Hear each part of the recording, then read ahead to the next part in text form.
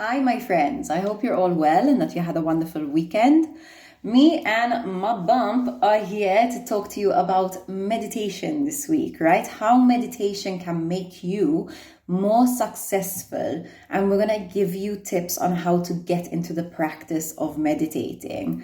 So, why would meditation make you more successful, right? So, the thing that the majority of people forget is that our success is dependent 80% on our mindset and 20% on mechanics, right? And by mechanics, I mean things like strategy.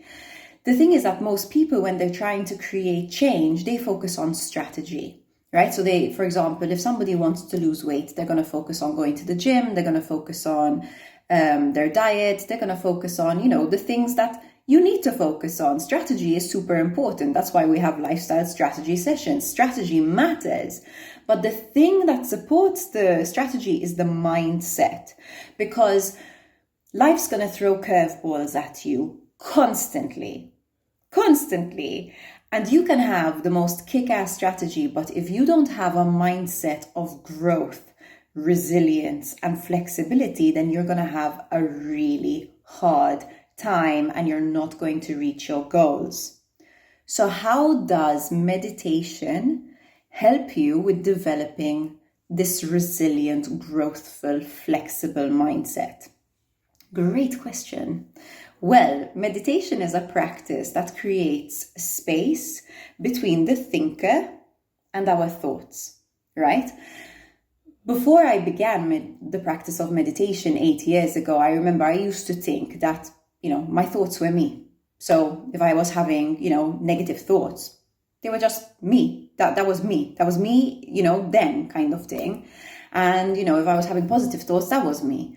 But the truth is that our thoughts are reactions to the chemical reactions that are happening in our brain. So if you're producing more cortisol, you're going to have more stressful thoughts. And if you're producing more serotonin, you're going to have happier thoughts. Our thoughts are not us. Our thoughts are just thoughts.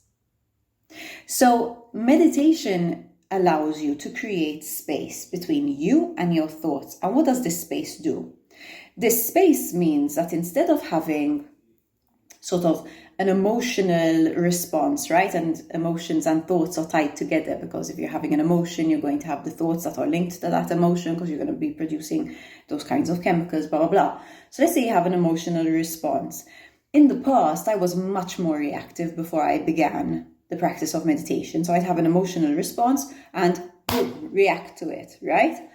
But when I started the practice of meditation, I was able to, this is me, the thinker, and these are my thoughts. I was able to create space.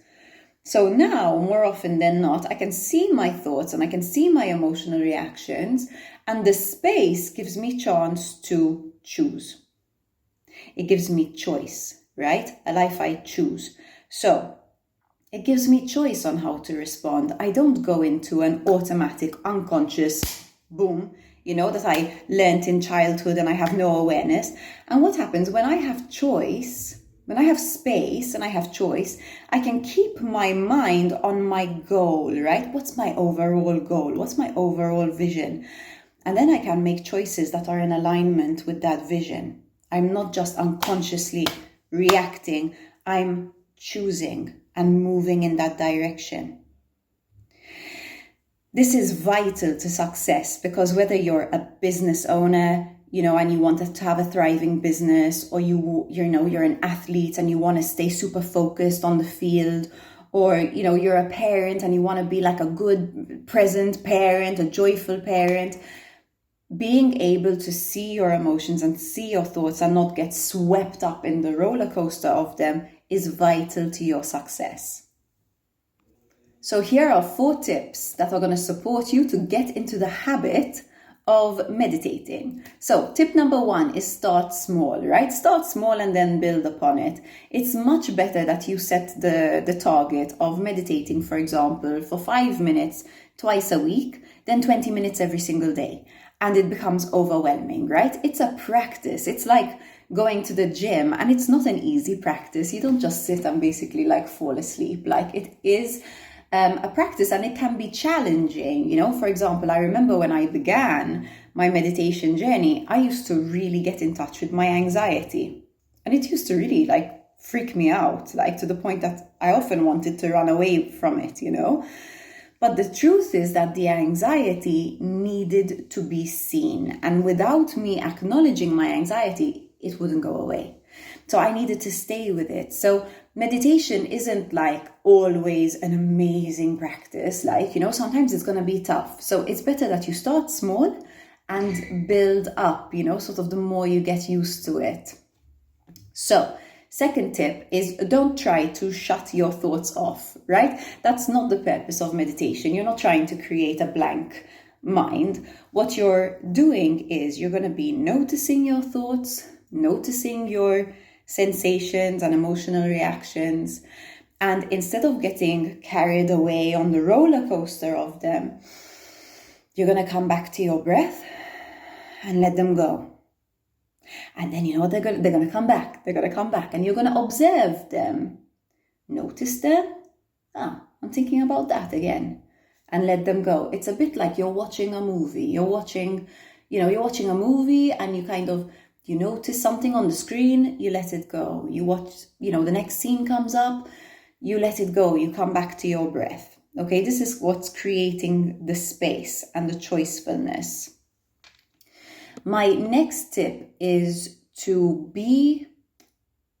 I skipped a tip. So my next tip is to set a time to do it, right? So for example, do it right after you have breakfast, or do it before you go to bed, right?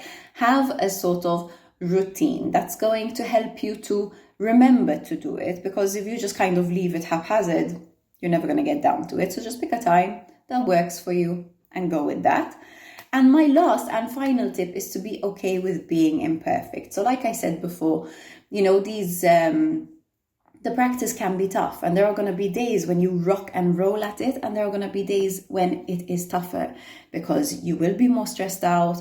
You would have been rushing beforehand or whatever, or there's something that's really on your mind or something. So there are going to be days when you don't rock and roll at it, and that is okay. The important thing is just to stay with the practice, to stay with the discomfort, and to discover yourself through it. And remember, it is a practice. The results will come over time. I am sending you so much love and wishing you a kick-ass week. And I'm really looking forward to interacting with you this week, getting to know each other even better.